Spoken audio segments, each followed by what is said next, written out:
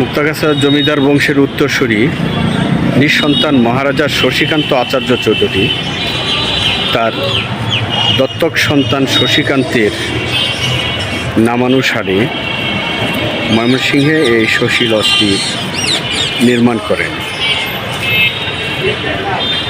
এই শশী লজটি নির্মাণে প্যারিস ও ইউরোপের বিভিন্ন স্থান থেকে নানান রকমের শৌখিন উপকরণ আনা হয়েছিল। এই শশী লজটি নির্মাণের পর 1897 সালের জুন মাসে প্রবল ভূমিকম্পে এই দ্বিতলা শশী লজ প্রাসাদটি বিধ্বস্ত হয়ে পড়ে। তারপর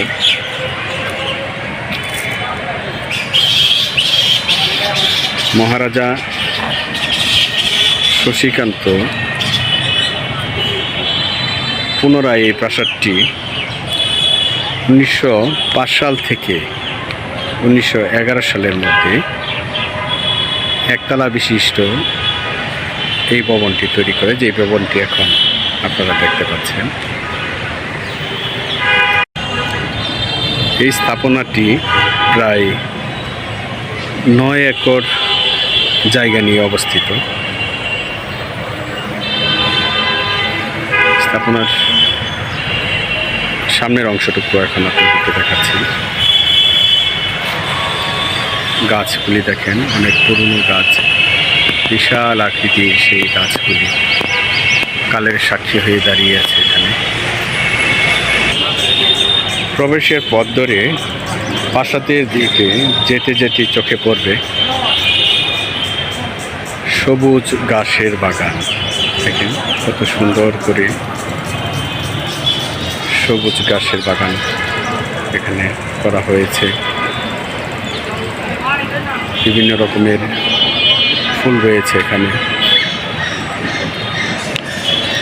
আর এই সবুজ ঘাসের ভিতরে মার্বেল পাথর দিয়ে অলঙ্কৃত করা হয়েছে একটি পানির ঝর্ণা।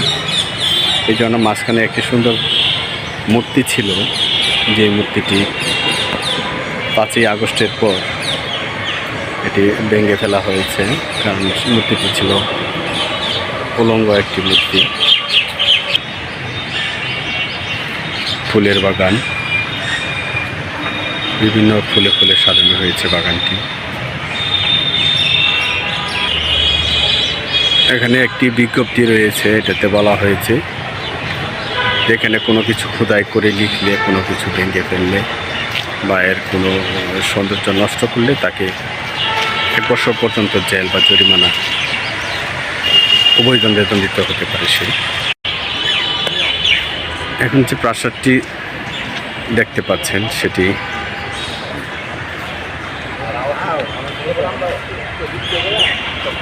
কাঠের মেঝে দ্বারা নির্মিত বলরুম রয়েছে। আর যে দরজা জানলাগুলি দেখতে পাচ্ছেন এগুলি রঙিন কাচের পাতের উপর অত্যন্ত চমৎকার অলঙ্কারকরণ করা হয়েছিল এই দরজা জানলাগুলি। এগুলি এখন অনেকটা ভেঙে গেছে, তেমন সৌন্দর্য এখন আর নেই।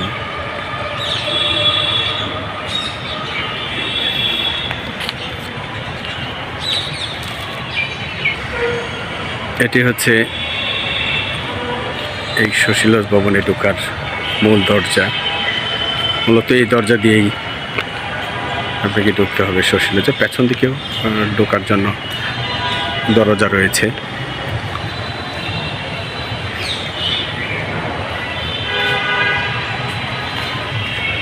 বিশাল আকৃতির দরজাগুলি দেখতে পাচ্ছেন, আর এগুলি সব কাঠের তৈরি দরজা। এটা হচ্ছে এখানকার ভিতরের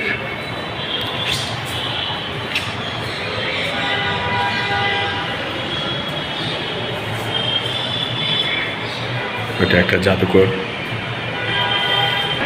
এটা একটা জাদুঘর, এখানে ভিডিও করা নিষেধ, যার জন্য আমি আপনাকে দেখাতে পারছি না।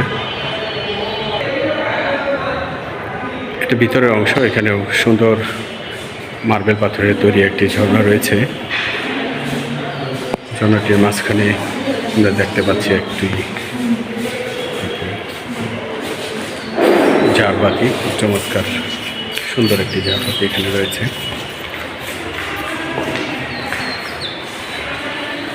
আরেকটি ঝাড়বাতি আমরা দেখতে পাচ্ছি যেটি ছাদে ঝুলানো অবস্থায় আছে।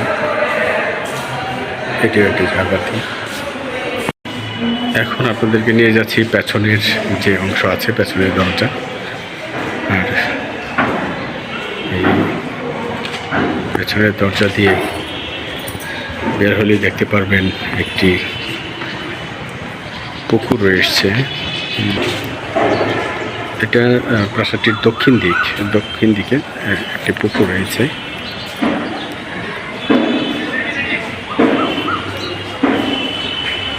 উত্তর পারে মধ্যস্থ এখন যেটি দেখতে পাচ্ছেন একটি মার্বেল পাথরের গাটলার উপর দ্বিতলা একটি স্নানঘর রয়েছে। স্নানঘরটি আপনাদেরকে দেখাবো। কিছুদিন আগেও এই দিকটাতে সুন্দর সুন্দর ফুলের বাগান ছিল, সুন্দর সুন্দর ফুলের গাছ ছিল। এখানে একটি সাইনবোর্ডে লেখা আছে ফুল তোলা নিষেধ, কিন্তু এখানে অনেক ফুলই এখন আর নেই। 5ই আগস্টের পরে অনেকটা পরিবর্তন হয়েছে। এখানে অনেকে আসে এখানে ছবি তুলতে, ভিডিও করতে, টিকটকে, ইউটিউবে রিল তৈরি করতে।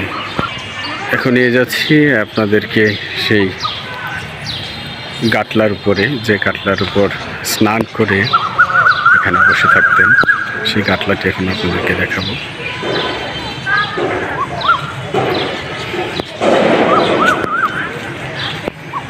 আমি এখন সিঁড়ি দিয়ে উপর দিকে উঠছি। উপরে উঠে আপনাদেরকে দেখাবো যে পুকুর পাড়ে সেই শশীকান্ত মহারাজা বসে থাকতেন। এটি হচ্ছে সেই গাটলা, দুতলা বিশিষ্ট গাটলা।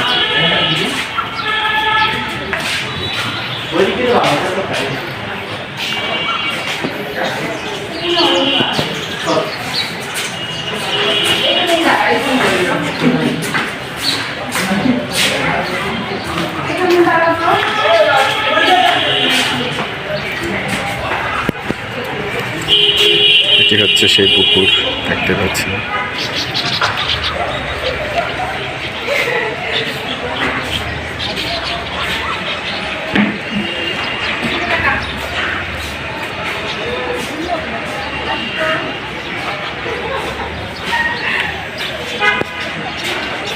তখনকার মহারাজা শশীকান্ত সেই পুকুর কাটটি করেছিল মার্বেল পাথর দিয়ে।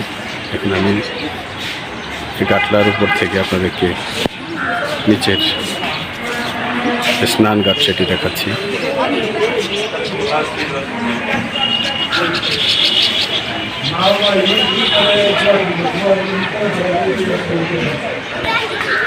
গাটলার উপর থেকে শশী গোষ্ঠী দেখতে এরকম।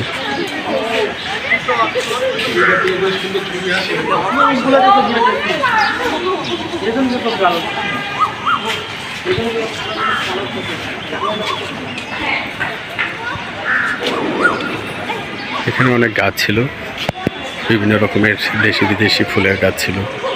এগুলি এখন দেখতে পাচ্ছি না। 5ই আগস্টের পর অনেক কিছু পরিবর্তন হয়েছে।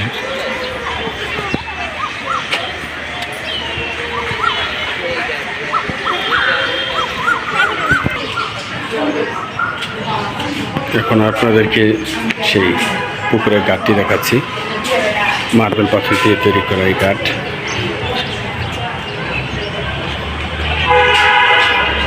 দেখতে খুব সুন্দর লাগে।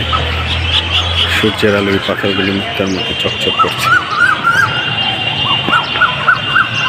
পুকুরের মাছগুলো দেখতে পাচ্ছি এখানে এসে খেলা করছে।